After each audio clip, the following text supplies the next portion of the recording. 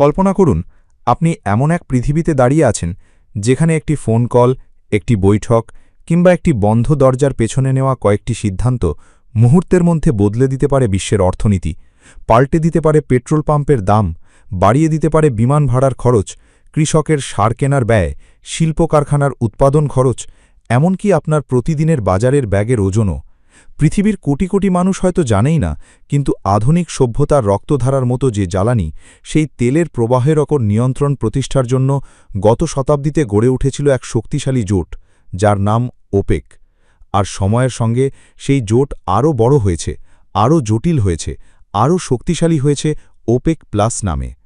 কিন্তু আজ যখন বিশ্ব ধীরে ধীরে বদলাচ্ছে, যখন বৈদ্যুতিক গাড়ি নীরবে রাস্তা দখল করছে, যখন সৌরশক্তি আর বায়ুশক্তি নতুন শক্তির ভাষা লিখছে, তখন প্রশ্ন উঠছে, তেলের রাজাদের সেই সাম্রাজ্য কি আগের মতোই অটুট থাকবে, নাকি ইতিহাসের পাতায় ধীরে ধীরে বদলে যাবে তার গুরুত্ব?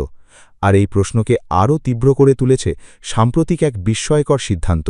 প্রায় ৬০ দশক ধরে সদস্য থাকা সংযুক্ত আরব আমিরাত হঠাৎ ঘোষণা দিল তারা ওপেক এবং ওপেক প্লাস দুই কাঠামো থেকেই বেরিয়ে যাচ্ছে, নিজেদের জাতীয় স্বার্থকে সামনে রেখে, নিজেদের উৎপাদন ক্ষমতাকে মুক্ত করতে, নিজেদের জ্বালানি কৌশলকে স্বাধীনভাবে সাজাতে।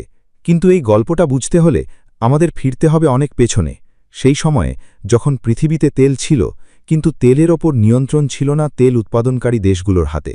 ২০ শতকের মাঝামাঝি সময়ে বিশ্বের বড় বড় পশ্চিমা তেল কোম্পানিগুলো, যাদের অনেকেই সেভেন সিস্টার্স নামে পরিচিত ছিল, মধ্যপ্রাচ্য, ল্যাটিন আমেরিকা আর অন্যান্য অঞ্চলের বিশাল তেল ক্ষেত্র থেকে তেল উত্তোলন করত, দাম নির্ধারণ করত, মুনাফা নিত, আর উৎপাদক দেশগুলো পেত তুলনামূলক খুব কম অংশ। তেল ছিল তাদের মাটির নিচে, কিন্তু তেলের ভাগ্য নির্ধারণ করত অন্যরা। এই অসাম্য, এই অর্থনৈতিক নিয়ন্ত্রণ আর জাতীয় সম্পদের ওপর বিদেশি আধিপত্যের বিরুদ্ধে ক্ষোভ জমতে জমতে একসময় বিস্ফোরিত হল। ১৯৬০ সালের সেপ্টেম্বর মাসে বাগদাদে এক ঐতিহাসিক বৈঠকে ৫টি দেশ, ইরান, ইরাক, কুয়েত, সৌদি আরব এবং ভেনেজুয়েলা একসঙ্গে সিদ্ধান্ত নিল, আর নয়, এবার নিজেদের সম্পদের ওপর নিজেদের অধিকার প্রতিষ্ঠা করতে হবে। সেখান থেকেই জন্ম নিল OPEC, organization of petroleum exporting countries. ওপেকের মূল লক্ষ্য ছিল সহজ ভাষায় তিনটি: তেলের বাজারে স্থিতিশীলতা আনা, উৎপাদক দেশগুলোর ন্যায্য আয় নিশ্চিত করা, আর বৈশ্বিক সরবরাহকে এমনভাবে পরিচালনা করা যাতে বাজারে ভয়াবহ অস্থিরতা না তৈরি হয়। শুনতে খুব সাধারণ মনে হলেও এর ভেতরে ছিল এক অসাধারণ শক্তি, কারণ ওপেক বুঝেছিল পৃথিবী তেলের ওপর নির্ভরশীল, আর যদি পৃথিবীর তেলের বড় অংশ উৎপাদনকারী দেশগুলো একসঙ্গে সিদ্ধান্ত নেয় কত তেল বাজারে যাবে, তাহলে বিশ্ববাজারের দামকে তারা প্রভাবিত করতে পারবে। এখানেই ওপেকের আসল শক্তি। এটা কেবল একটি সংগঠন নয়, এটা ছিল সমন্বিত উৎপাদন ক্ষমতার মাধ্যমে বাজারে প্রভাব বিস্তারের এক নতুন মডেল। সময়ের সঙ্গে ওপেকে যোগ দেয় আরও দেশ: ইউনাইটেড আরব Emirates, Libya, Algeria, Nigeria, Angola এবং আরও অনেকে। ধীরে ধীরে ওপেক হয়ে ওঠে এমন এক জোট যাদের হাতে বিশ্বের প্রমাণিত তেল মজুদের বড় অংশ। কিন্তু ওপেকের ক্ষমতা সবচেয়ে নাটকীয়ভাবে বিশ্ব দেখেছিল ১৯৭৩ সালে। মধ্যপ্রাচ্যে যুদ্ধের আবহে আরব তেল উৎপাদক দেশগুলো তেলকে কূটনৈতিক অস্ত্র হিসেবে ব্যবহার করল। পশ্চিমা কিছু দেশের বিরুদ্ধে তেল রপ্তানি সীমিত করা হল। ফলাফল, বিশ্ববাজারে তেলের দাম লাফিয়ে উঠল, জ্বালানি সংকট দেখা দিল, দীর্ঘ গাড়ির লাইন, অর্থনৈতিক ধাক্কা, আর পুরো পৃথিবী বুঝল তেল কেবল জ্বালানি নয়, এটি ভূ রাজনীতি, এটি ক্ষমতা, এটি অর্থনৈতিক অস্ত্র। কিন্তু সময়ের সঙ্গে নতুন সমস্যা দেখা দিল। ওপেক যতই শক্তিশালী হোক, বিশ্বে বড় বড় তেল উৎপাদক আছে যারা ওপেকের সদস্য নয়, যেমন রাশিয়া। এছাড়া ইউনাইটেড স্টেটসের শেল অয়েলের বিপ্লব বৈশ্বিক সরবরাহের সমীকরণ বদলে দিল। বাজারে নতুন তেল এলো, ওপেকের একার সিদ্ধান্তে আর আগের মতো পুরো বাজার নিয়ন্ত্রণ করা কঠিন হয়ে গেল। তখন দরকার হলো আরও বড় জোট। সেখান থেকেই জন্ম ওপেক প্লাসের। ২০১৬ সালে ওপেক সদস্যদের সঙ্গে যুক্ত হল রাশিয়া সহ কয়েকটি বড় তেল উৎপাদক দেশ। এর মধ্যে ছিল কাজাখস্তান, আজারবাইজান, ওমান, মেক্সিকোর মতো দেশ। ওপেক হল মূল সংগঠন, আর ওপেক প্লাস হল বিস্তৃত জোট, যেখানে সদস্য না হয়েও উৎপাদন সমন্বয়ে অংশ নেয় বড় উৎপাদকরা। সবচেয়ে গুরুত্বপূর্ণ বিষয় হল তারা কিভাবে তেল উৎপাদনের কোটা ঠিক করে। ব্যাপারটা অনেকটা এমন: পৃথিবীতে তেলের চাহিদা কত, অর্থনীতি কেমন চলছে, শিল্প উৎপাদন বাড়ছে নাকি কমছে, যুদ্ধ আছে কিনা, শিপিং রুট নিরাপদ কিনা, মজুদ কত, বৈকল্প জ্বালানির ব্যবহার কত, এসব বিশ্লেষণ করা হয়, তারপর সিদ্ধান্ত হয়। বাজারে অতিরিক্ত তেল গেলে দাম পড়ে যাবে, তাই উৎপাদন কমাও। আবার সরবরাহ কমে গেলে দাম অতিরিক্ত বেড়ে অর্থনীতিতে চাপ পড়বে, তখন উৎপাদন বাড়াও। এই কোটা নীতি মূল অস্ত্র। যখন তারা কাট ঘোষণা করে, বাজারে বার্তা যায় সরবরাহ কমবে, দাম বাড়তে পারে। আর যখন উৎপাদন বাড়ানোর ইঙ্গিত দেয়, বাজার ধরে নেয় সরবরাহ বাড়বে, দাম নরম হতে পারে। তাই শুধু বাস্তব উৎপাদন নয়, তাদের ভাষ্যও বাজারে প্রভাব ফেলে। 2020 সালে যখন বিশ্ব থমকে গিয়েছিল, বিমান বন্ধ, কারখানা বন্ধ, গাড়ি কম, চাহিদা ভেঙে পড়ে, ইতিহাসে এক অবিশ্বাস্য মুহূর্তে কিছু ফিউচার দাম শূন্যের নিচেও নেমে যায়।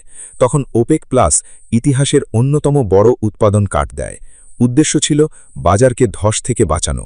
এই সিদ্ধান্ত দেখিয়ে দেয় সংকটে তারা কত বড় মাত্রায় সমন্বিত পদক্ষেপ নিতে পারে। আর আজ 2026 সালের এই উত্তপ্ত সময়ে, যখন মধ্যপ্রাচ্যের সংঘাত, স্ট্রেট অফ হরমুজের অনিশ্চয়তা, বৈশ্বিক জ্বালানি নিরাপত্তা আর উচ্চ মূল্যের বাজার সব মিলিয়ে পৃথিবী অস্থির, তখন সংযুক্ত আরব আমিরাতের বেরিয়ে যাওয়া এক বিশাল বার্তা বহন করছে। তাদের বক্তব্য পরিষ্কার, তারা বহু বিনিয়োগ করে উৎপাদন ক্ষমতা বাড়িয়েছে, প্রায় 5 মিলিয়ন ব্যারেল প্রতিদিনের ক্ষমতার দিকে এগোচ্ছে, কিন্তু কোটার সীমাবদ্ধতা তাদের পরিকল্পনাকে আটকে দিচ্ছিল। তারা এখন আরও স্বাধীনভাবে উৎপাদন, বিনিয়োগ আর বাজার কৌশল সাজাতে চায়।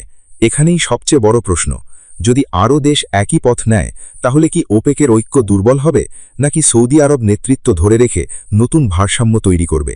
আর তারও বড় প্রশ্ন, যখন পৃথিবী নবোন্নয়ন শক্তির দিকে যাচ্ছে, তখন তেলের জোটগুলোর ভবিষ্যৎ কি? পৃথিবীর শক্তির ইতিহাসে একটি অদ্ভুত সত্য আছে, মানুষ নতুন জ্বালানি আবিষ্কার করে, কিন্তু পুরনো জ্বালানিকে একদিনে বিদায় দিতে পারে না। কয়লার যুগ শেষ হয়নি, তবু তেলের যুগ এসেছে। তেলের যুগ এখনও শেষ হয়নি, তবু নবোন্নয়ন শক্তির যুগ দরজায় কড়া নাড়ছে। আর এই পরিবর্তনের মাঝখানেই ওপেক এবং ওপেক প্লাস নিজেদের নতুন করে সাজানোর কঠিন পরীক্ষার সামনে দাঁড়িয়ে আছে। কারণ তারা খুব ভালো করেই জানে, ভবিষ্যতের সবচেয়ে বড় যুদ্ধ হয়তো আর কেবল কত ব্যারেল তেল উৎপাদন করা যাবে সেই প্রশ্নে আটকে যাবে না, বরং প্রশ্ন হবে পৃথিবী আদৌ এই তেলের ওপর আগের মতো নির্ভর করবে কিনা। বিশ্ব রাজনীতির প্রতিটি বড় ধাক্কা ওপেক এবং ওপেক প্লাসকে কৌশল বদলাতে বাধ্য করেছে। যখন যুদ্ধ শুরু হয়, বিশেষ করে যদি তার তেল উৎপাদন অঞ্চল বা গুরুত্বপূর্ণ শিপিং রুটকে ঘিরে হয়, তখন তাদের প্রথম চিন্তা হয় সরবরাহ নিরাপত্তা। কারণ বাজারে ভয় বাস্তব ঘাটতির থেকেও দ্রুত দাম বাড়ায়। ধরুন, বাস্তবে 1 ফোঁটা তেলও কমেনি, কিন্তু যদি বাজার মনে করে আগামী মাসে সরবরাহ কমতে পারে, তখনই ট্রেডাররা আগাম দাম বাড়িয়ে দেয়। এই মনস্তাত্ত্বিক দিকটি ওপেক খুব সূক্ষ্মভাবে বোঝে। তাই অনেক সময় তারা শুধু উৎপাদনের সিদ্ধান্ত নেয় না, ভাষার মাধ্যমে বাজারকে বার্তা দেয়। কখনো বলে প্রয়োজনে অতিরিক্ত সরবরাহ আনা হবে, যাতে বাজার শান্ত হয়। আবার কখনো ইঙ্গিত দেয় তারা বাজারকে শক্ত অবস্থানে রাখতে চায়, যাতে দাম ভেঙে না পড়ে। এই কথার শক্তিও বাস্তব ব্যারেলের মতোই গুরুত্বপূর্ণ। যুদ্ধের সময় আরেকটি কৌশল তারা নেয়, স্পেয়ার ক্যাপাসিটি বা অতিরিক্ত উৎপাদন সক্ষমতা হাতে রাখা। বিশেষ করে সৌদি আরবিয়া বহু বছর ধরে এমন সক্ষমতা ধরে রেখেছে, যাতে জরুরি মুহূর্তে দ্রুত উৎপাদন বাড়ানো যায়। এটা অনেকটা বড় বাঁধে অতিরিক্ত পানি ধরে রাখার মতো, প্রয়োজন হলে সেই পানি ছাড়া যায়। এই অতিরিক্ত সক্ষমতা শুধু বাজারকে স্থিতিশীল রাখে না, রাজনৈতিক প্রভাবও তৈরি করে।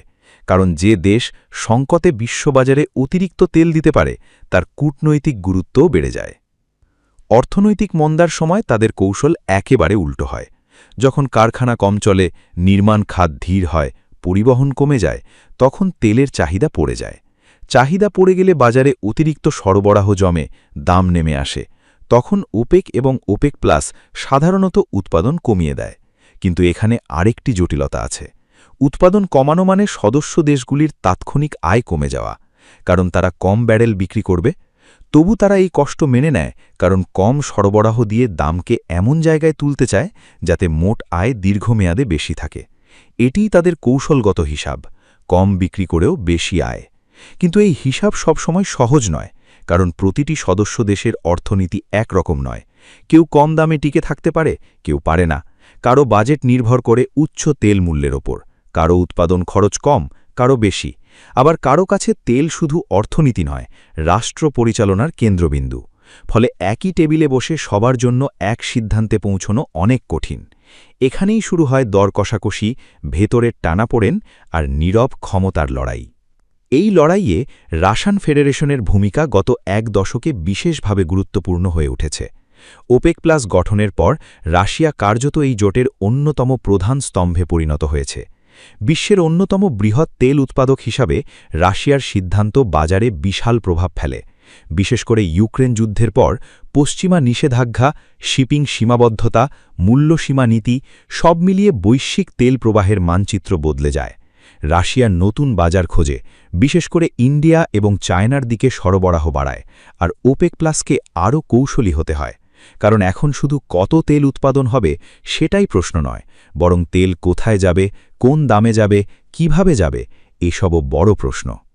এর মাঝখানে আরেকটি শক্তি দ্রুত উঠে এসেছে, আর তা হল ইউনাইটেড স্টেটস অফ আমেরিকার শেল অয়েল। প্রযুক্তির অগ্রগতিতে আগে যেসব শিলাস্তর থেকে তেল বের করা কঠিন ছিল, এখন সেখান থেকেও বিপুল উৎপাদন সম্ভব হয়েছে। এতে বিশ্ববাজারে নতুন সরবরাহের উৎস তৈরি হয়েছে। ওপেক দাম বাড়াতে উৎপাদন কমালে অনেক সময় উচ্চ মূল্যের সুযোগে শেল উৎপাদকরা উৎপাদন বাড়িয়ে দেয়, ফলে ওপেকের কাটের কিছু প্রভাব কমে যায়। একে বলা যায় বাজারের নতুন প্রতিদ্বন্দ্বীর আবির্ভাব, আর এই প্রতিদ্বন্দ্বিতা ওপেককে আগের তুলনায় অনেক বেশি হিসাবী করেছে। এই জায়গাতেই সংযুক্ত আরব আমিরাতের সাম্প্রতিক সিদ্ধান্তকে গভীরভাবে বুঝতে হয়। ইউনাইটেড আরব এমিরেটস শুধু তেল বিক্রি করে না, তারা ভবিষ্যতের জ্বালানি শক্তি হিসাবেও নিজেদের গড়ে তুলছে। তারা তেল উৎপাদনে বিশাল বিনিয়োগ করেছে, রিফাইনিং বাড়িয়েছে, গ্যাসে বিনিয়োগ করেছে, হাইড্রোজেনের দিকে যাচ্ছে, নবায়নযোগ্য শক্তিতেও অর্থ ঢালছে। অর্থাৎ তারা বুঝে গেছে ভবিষ্যৎ একমুখী নয়।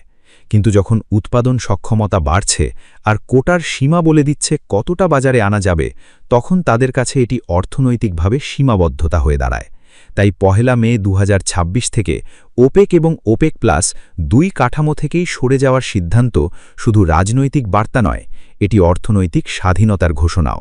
তারা যেন বলছে, আমরা আমাদের সম্পদের ব্যবহার নিজের শর্তে ঠিক করতে চাই। এই সিদ্ধান্তের আরেকটি গভীর প্রতীকী অর্থ আছে।